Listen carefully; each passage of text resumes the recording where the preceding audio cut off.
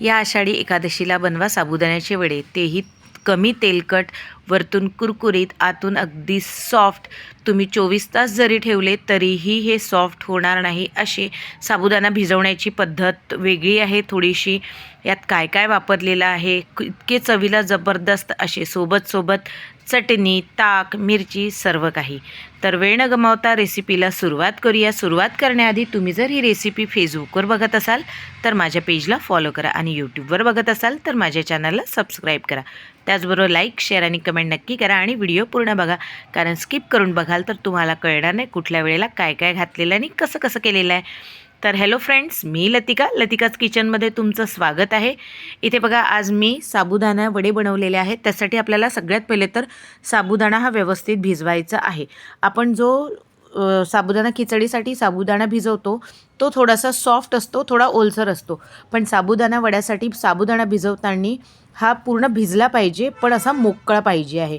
म्हणजे थोडं पाणी कमी टाकायचं, पूर्ण धुवून घ्यायचं स्वच्छ 2 पाण्याने आणि पूर्ण पाणी निथळून घ्यायचं, अगदी थोडंसं पाणी ठेवायचं.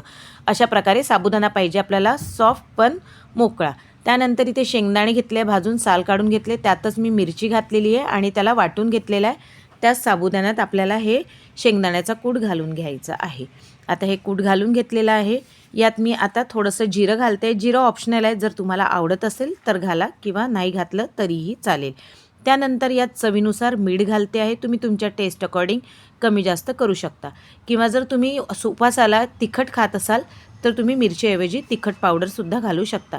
त्यानंतर इथे मी उकडलेले 3 बटाटे घेतलेले आहेत. 3-4 बटाटे आहेत, 2 छोटे आहेत आणि 2 मीडियम साईजचे आहे. आता यात पाणी न घालता या बटाट्याचा जो ओलसरपणा असतो याच्याच साह्याने आपल्याला हे पूर्ण पीठ मळून घ्यायचं आहे. यात एक थेंबही पाण्याचा आता मॅश करताना उपयोग करायचा नाही आहे. याच प्रकारे थोडंसं वेळ लागतो, पण याच याच्यात छानपैकी हे मळून होतं. तर कडक असा छान आपल्या वड्याचा बॅटर आहे ते छान तयार झालेलं आहे, मळून झालेलं आहे. आता याला मी बाजूला ठेवते. सोबत इकडे तेल पण मी तापायला ठेवलेलं आहे. तेल छान कडकडीत होऊ द्यायचं आणि साबुदाणा वडा फुटला नाही पाहिजे, त्यासाठी मी तुम्हाला सांगते. इकडे बघा, तेल तापते आहे तोपर्यंत इथे साबुदाण्याचे जे वडे थापायचे त्याचे गोळे बनवून घ्यायचे. पाण्याचा हात घ्यायचा आणि असे गोळे मी बनवून ठेवलेले आहे, म्हणजे झटपट असे वडे आपले रेडी होतात. तर आता तेल तापलेलं आहे. पाण्याचा हात घेऊन थोडेसे वड्याचा शेप द्यायचा छान गोळ्यांना आणि तळून घ्यायचं. तर इथे तेल बघा छान तापलेलं आहे. जेव्हा आपण वडे टाकतो त्यावेळेस गॅसची फ्लेम ही हाय ठेवायची. थोडा वेळ 1 मिनटं तरी हाय ठेवायची. पूर्ण वडे टाकून होतपर्यंत गॅसची फ्लेम हाय ठेवायची, म्हणजे वडे फुटत नाही. त्यानंतर हवं तर तुम्ही गॅसची फ्लेम मिडियम करू शकता, म्हणजे जेणेकरून आतपर्यंत छान वडे शिजले पाहिजे आणि वरतून कुरकुरीत पण झाले पाहिजे. तर मी ते पूर्ण वडे घालून घेतलेले आहेत. आता याला 1 मिनटं फास्ट गॅसवरच होऊ देणार. त्यानंतर गॅसची फ्लेम मंद करणार आणि त्याला छान शिजू देणार. वरतून गोल्डन रंग येतपर्यंत असे मस्त तळून घ्यायचे आहेत. सोबत मी इथे चटणी पण करते आहे. तर आता पहिला फेरा आहे, मी उलटीपलटी करून घेतले. वडे छान तळून घ्यायचे, अलटीपलटी करून मस्तपैकी ब्राऊन गोल्डनिश रंग येतपर्यंत मस्त असे तळून घ्यायचे.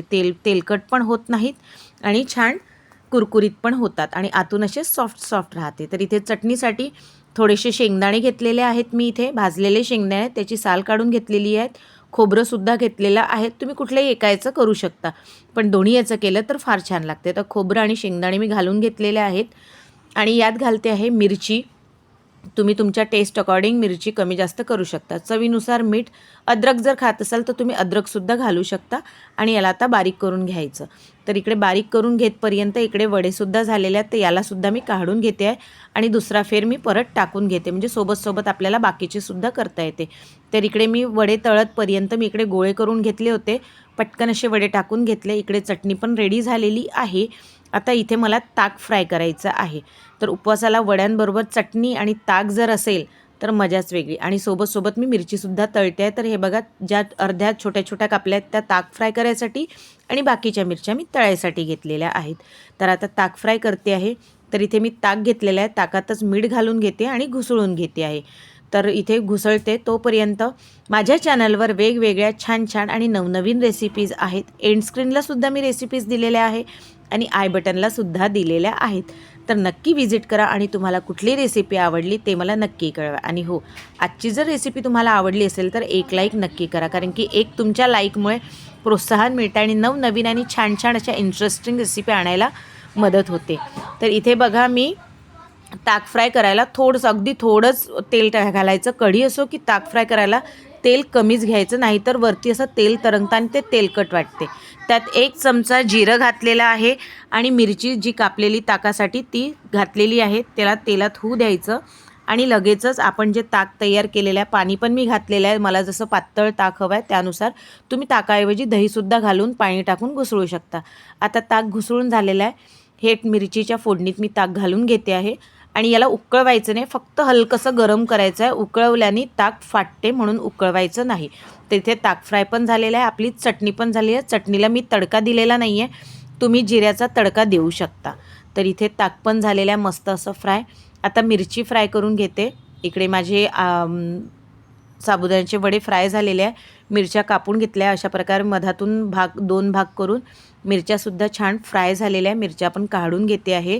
आणि इकडे बघा माझे साबुदाण्याचे वडेसुद्धा मस्त असे तळून झालेले. बघा किती छान रंग आलेला आहे. वरतून कुरकुरीत, आतून सॉफ्ट असे वडे मी तळून घेतलेले आहेत. आणि बघा मस्त असे झालेले आहेत. आता सर्व करते आहे. फोडून पण दाखवते. आतून मस्त असे पोकळ सॉफ्ट असे झालेले आहेत. तर बघा इथे तोडून दाखवते आहे. खूप मस्त असे लागतात. तुम्ही या पद्धतीने जर यावेळेस नक्की केलेत ना, तर साबुदाणा वडे तुम्ही दुसऱ्या प्रकारे करणारच नाही. याच प्रकारे नेहमी कराल. तर मस्त असे मिरची, साबुदाण्याचे वडे खूप छान असे. तर इथे चटणी सोबत मी दहीसुद्धा घेतलेला आहे. तर कशी वाटली रेसिपी ते नक्की कळवा. तर भेटूया पुढच्या रेसिपीत. तोपर्यंत बाय.